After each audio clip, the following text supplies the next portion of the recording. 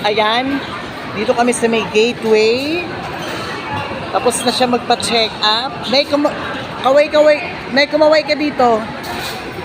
Kumaway ka kako. Yan. Smile ka yan.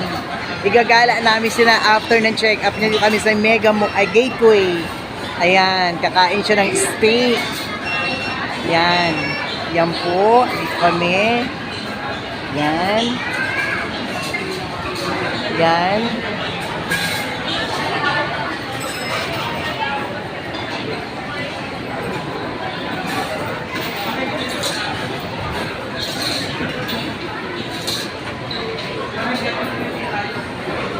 Bakit may mga parting maliwanag?